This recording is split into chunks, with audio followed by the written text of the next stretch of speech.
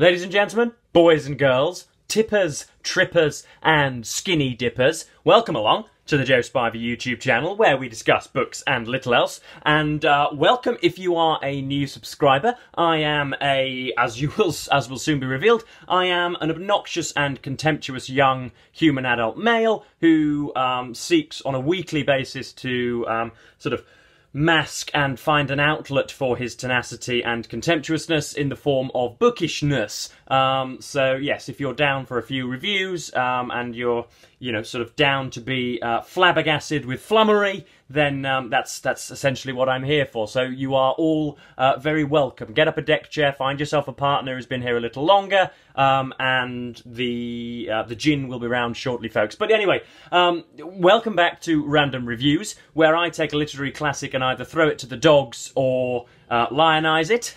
I very rarely do anything in between. But yeah, just a quick note before we do get going. For those who don't know, haven't been around yet to be treated by me on my psychologist's bench, I live in an apartment block with my wealthy heiress, and we along with many other residents, pay an outstanding and unjustifiable service charge for an ailing gentleman in his, I believe, his early 60s to, sort the gutters out, to mow the lawn. Very, very essential work. Get rid of, any rat infestation. He will come and play a fine tune and sort of drag them out of town. And yeah, he goes by the name of the very handy maxim of Handy Andy, because he is both handy and has the Christian legal forename of Andrew. But he has just rounded the bend, ladies and gentlemen, on an articulated cherry picker. And has sort of raised it up to the level just outside my window, and is bleeping and burping like the most deplorable dinner guest in the land. So if you do hear any of that, then my apologies. You may hear in the course of the next 15 minutes, folks, a middle-aged gentleman splatter to his untimely demise. But I can't take responsibility for that. He looks so ungainly and so accident-prone that it's entirely possible that he will die in the next quarter of an hour. But anyway, let us get on with this random review. This is Oscar Wilde's The Picture of Dorian Gray, with which I do not really know what to do, folks. I have very, very enjoyed reading this over the last couple of days. A little bit of a background: published in Lippincott's magazine in about 1890.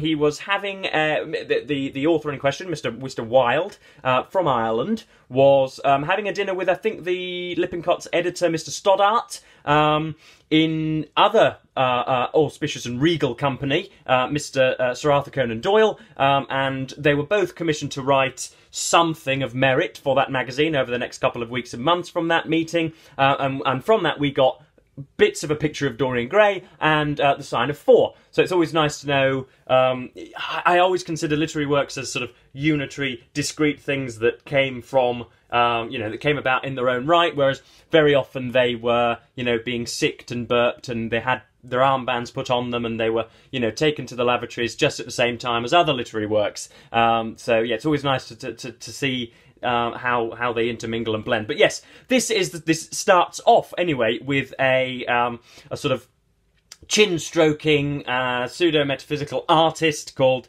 Mr. Basil Hallward, who is contemplating the convolutions of his profession and his sort of really very not self-apologetic, but he's just self-pitying, and he has a friend round called, he's just painting what he believes to be his magnum opus, his sort of chef d'oeuvre or whatever, his masterpiece, and he's just touching it up and fiddling about with it. And he has a friend called Henry Wotton, who is, for all intents and purposes, a socialite in and around London, and yes, he hears about the subject of this portrait of Mr. Dorian Gray, and one day Basil Hallward happens to be, having Dorian round in his sitting pose, and Henry is in. It's like a sort of a Venetian luxury pad. Wilde describes in insufferable detail on occasion all the susurrations of the lilac and all of it's all very atmospheric. Supposed to be a Victorian London garden, but it sounds like something more from Babylonia or something like that. So yes, Henry Wotton takes this impressionable, suggestible man under his wing, that Mr. Dorian Gray, who is young and beautiful and, as I say, tractable and looking for a purpose in life. He's not quite the bon vivant yet that he will become. But yeah, Henry Wotton takes him under his wing, and first of all, the initial section of the novel and much thereafter is completely and utterly mired in the most pointless epigrams and witticisms and sophisms and all sorts of apothegms, all sorts of nonsense where Wilde is clearly trying to squash the meaning of life in between the two knots of confectionery and just trying, isn't life quite like a cereal bowl in that it's useful when you're enjoying it, but when you're done, you just want to throw it away? Things like that, but obviously a little more theatrical and artistic than that. But that's what they're generally talking about. Dorian Gray is so taken with this portrait when it is revealed that he tells Basil that he can't put it anywhere, he can't sell it to a museum, doesn't want it displayed anywhere, and eventually takes it home to his house. Now, Henry and Dorian become close. They see each other on a weekly basis, and sooner or later, as is the wont of every small, human adult male, falls in love with a young milkmaid, or not a young milkmaid, but a young theatre actor called Sybil Vane. She plays Juliet, and goodness knows who else, Ophelia. She's a Shakespearean actor in the town, and he's completely taken with her. He extols the virtues and waxes lyrical for almost interminably about how gorgeous she is and how how she seems to adopt all of the characteristics of the people she's portraying, and he's completely besotted with her.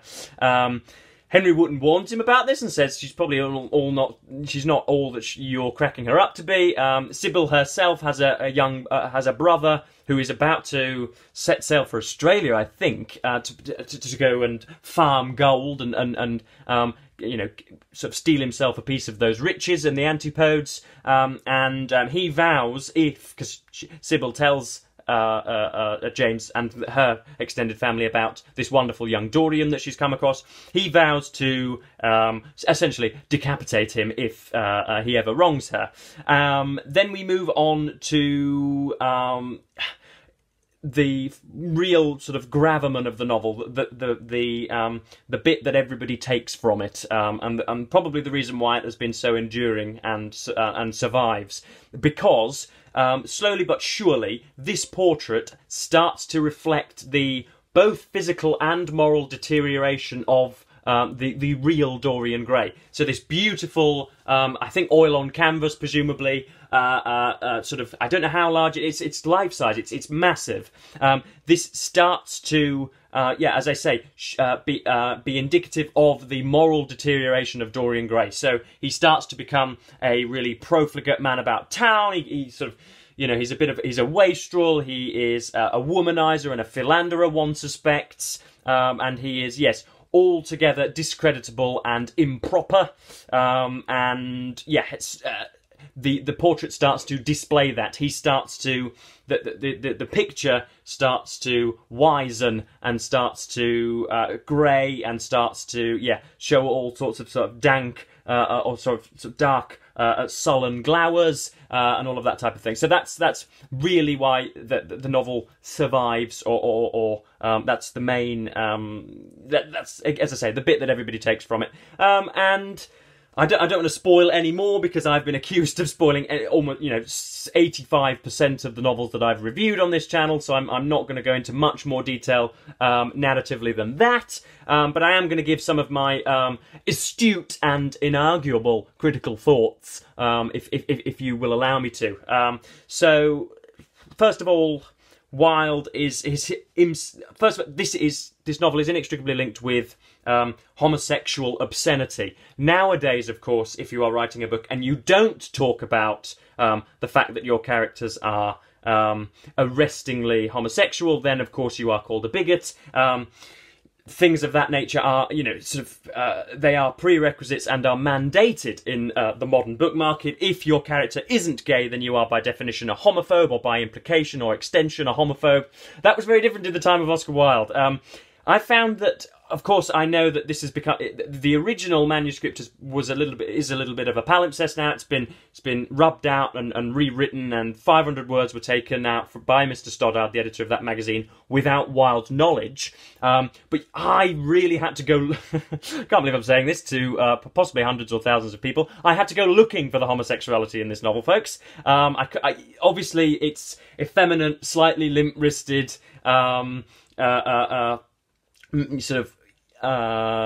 Effete men talking about their feelings and things that would be deemed altogether improper by proper masculine men. But I still didn't get the fact that Henry Wotton and Dorian Gray were potential lovers, or that Basil Hallward was perhaps manipulating him as a sitter. I don't know whether that's just because I'm a lapsed reader. I don't think I am. I don't think I am a very lazy reader. I think I went through this with a bit of a fine-tooth comb at the start. So I didn't pick up on that upset. Obviously, of course, there is a temporal element to this and a generational element to this. Nowadays, I believe, although I don't visit these sites, there are ways in which you can view Bob the Builder fornicating with a donkey, and other things like that. Kim Kardashian doing all sorts of things to our organs of generation, which are, I believe, appealing on a short-term basis to some people, presumably. But of course, those things weren't available, and so this was... some of the essays in the back of this are absolutely remarkable. Some of the contemporary essays that come with this Penguin Classic are absolutely brilliant. The light's not really great with that book, is it? Some of the sentences are beautiful when Wilde when he's on his A game and wanting to push the narrative forward and is describing scenes and moving characters in and out of rooms. He's very good. Sometimes the dialogue's a little bit stulted. Sometimes the conversations are great. There is one section of the book where Wilde seems to be deliberately just drowning the book in something that he's very obviously studying. Dorian Gray becomes very interested in a book about regal jewels and about all the sort of appurtenances of royal luxury and chariots and gold, and that's fine for half a page, but when an entire chapter is devoted to it, all in the most esoteric and bizarre language, then that can become a little bit tiresome. You feel as if it was a PhD study that was just thrown in there at the last minute by Wilde to up the word count. But beyond that, it's really, really rather good, really well written. Wilde is known for his epigrams and his truisms, but also for being rather ornate and for being aesthetically pleasing in his writing. It wasn't just about what the novels were about, but how they were said. It's not the content of your words, but how they are professed. It's infinitely readable, a rollicking good read, as some of the critics would have it. But I've got some sections that I want to highlight, folks. As you know, I'm going to try and slow my reading down for you all. But this is we're talking about this is all about how. This is Sybil Vane at the start in her theatre work, talking to Dorian Gray after one of their first meetings. "Dorian," she cried, "before I knew you, acting was the one reality of my life. It was only in the theatre that I lived. I thought that it was all true. I was Rosalind one night and Portia the next. The joy of Beatrice was my joy, and the sorrows of Cordelia were mine also. I believed in everything. The common people who acted with me seemed to me to be godlike. The painted scenes were my world. I knew nothing but shadows, and I thought them real. You came, O my beautiful love, and you freed my soul from prison. You taught me what reality is. Tonight, for the first time in my life, I saw through the hollowness, the sham, the silliness of the empty pageant in which I had always played. Tonight, for the first time, I became conscious that the Romeo was hideous and old and painted, that the moonlight in the orchard was false, and that the scenery was vulgar, and that the words I had to speak were unreal, were not my words, were not what I wanted to say." And so that is when... Dorian takes Henry and Basil to the theatre to watch this marvellous Juliet, and it all crumbles before their feet. She is absolutely terrible, and Doyle is really very good at...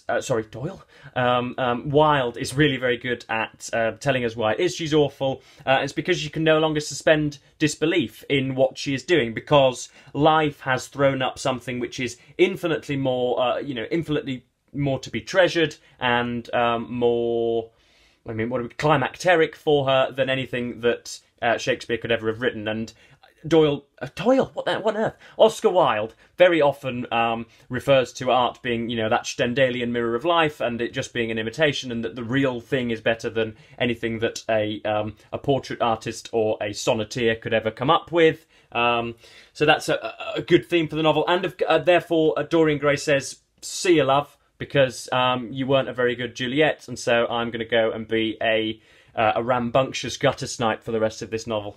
So yeah, he gets rid of her after that when she's not a very convincing theatre actor. But this is, again, some of Mr. Wilde's reputation and how he is viewed by some of his contemporaries. Indeed, there were many, especially among the very young men, who saw, or fancied that they saw, in Dorian Gray the true realisation of a type which they had often dreamed in Eton or Oxford days, a type that was to combine something of the real culture of the scholar with all the grace and distinction and perfect manner of a citizen of the world. That sounds like somebody we know, isn't it, folks?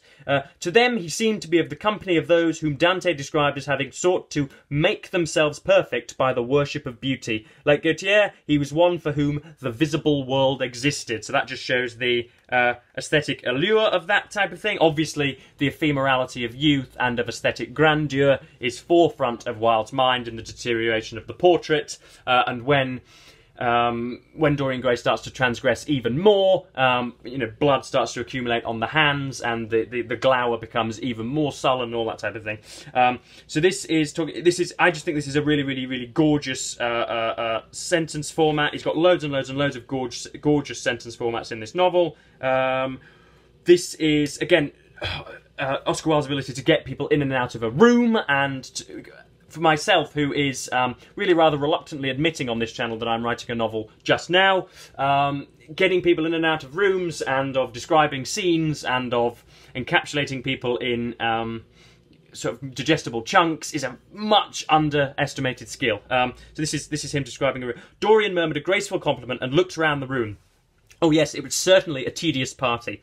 Two of the people he had never seen before, and others consisted of Ernest Harrowden, one of those middle-aged mediocrities so common in London clubs who have no enemies, but are thoroughly disliked by their friends. Lady Roxton, an overdressed woman of 47, with a hooked nose, who was always trying to get herself compromised, but was so peculiarly plain that, to her great disappointment, no one would ever believe anything against her. Mrs. Erlyn, a pushing nobody with a delightful lisp and Venetian red hair. Lady Alice Chapman, his hostess's daughter, a dowdy and dull girl with one of those characteristic British faces that, once seen, are never remembered. And her husband, a red-cheeked, white-whiskered creature who, like so many of his class, was under the impression that inordinate joviality can atone for an entire lack of ideas. Inordinate joviality atoning for an entire lack of ideas. Well, that may be my, what would it be? I don't know. My maxim or my defining characteristic. So yes, that's a picture of Dorian Gray. There are some great essays in the back here, some of the contemporary essays in the back, or some of the criticism, the book reviews and the responses, some of the raw responses. So this is from, when's this from? This is the Selected Contemporary Reviews. This is from the St James's Gazette of June 1890. So, you know, when Dorian Gray is hot off the press. So he compares it to something called The Maiden Tribute of Modern Babylon, which is apparently a book or a novel. Still, there are both chips from the same block. The Maiden Tribute of Modern Babylon and the picture of Dorian Gray, and both of them ought to be chucked into the fire. Not so much because they are dangerous and corrupt, they are corrupt but not dangerous, as because they are incurably silly. Written by simpleton poseurs, whether they call themselves Puritan or pagan, who know nothing about the life which they affect to have explored, and because they are mere catchpenny revelations of the non-existent, which, if they reveal anything at all, are revelations only of the singularly unpleasant minds from which they emerge. And since we've come round, of course, to Oscar Wilde's novel a little bit more than the contemporary critics. But yes, that pretty much covers me for today, folks. That wasn't really much of a random review. That was a summation and I don't know, just some sort of maelstrom of my thoughts. Yes, I'm going to throw that on the floor. But that was all really jolly good. That's already, I think, the third book that I've read in 2024. Next up, I'll be going against Benjamin Disraeli's Coningsby. And for all interested, I am this evening, well, as of about 12 PM, which it is now, I am scheduled to have another 45-minute conversation or exchange with our artful patron on BookTube, Mr. Steve Donahue. So I'm sure that'll be up on his channel probably a little bit later on. Hopefully we can talk about, goodness knows what we'll talk about, the digitisation of society, bidirectional digital media, and you know, the malevolence of Donald Trump, I'm sure. But yes, I'm going to cut this video just short of 20 minutes, so thank you ever so much for watching, folks, if you endured to this end. Yes, thank you ever so much for watching, BookTube, and goodbye.